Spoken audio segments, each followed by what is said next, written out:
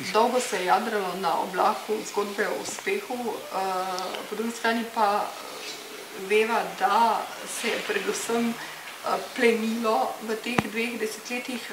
Torej, kaj imamo? Slovenija pravzaprav stoji slabše, kot bi lahko.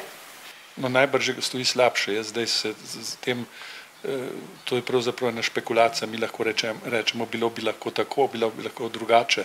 Tisto, kar je vsaj zame, ki nisem ben strokovnjak za gospodarska vprašanja, popolnoma nerazumljivo je pa, da del menedžerskih elit enostavno žrtvuje podjetja in njihovo prihodnost zato, da si sam nakopiči eno določeno premoženje in določen kapital, namesto da bi vložilo vso energijo v razvoj in modernizacijo teh podjetij in sistem eno dolgotrajnejšo prihodnost zagotovili skupaj s podjetji.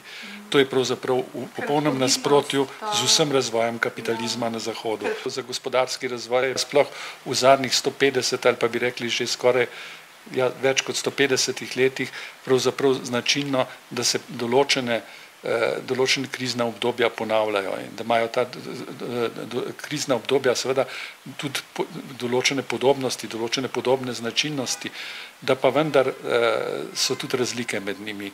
Jaz kakšne dobre primerjalne študije na to temo krize leta 1873-1929 in potem zdaj krize v začetku 21. stoletja še nisem videl, ampak vendar saj tisto, kar je bilo pisano, kaže na podobnosti in kaže tudi na razlike.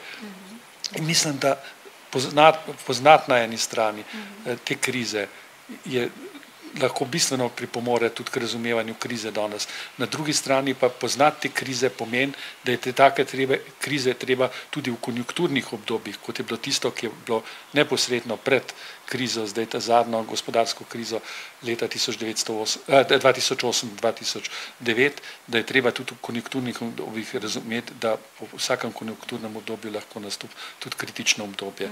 Mene pravzaprav najbolj preseneča to, da vse napovedi o tem konjunkturi, da se gospodarstvo pregreva, ne samo pri nas, ampak tudi pri nas, da določene politične elite oziroma politične elite vladajoče niso nič upoštevale.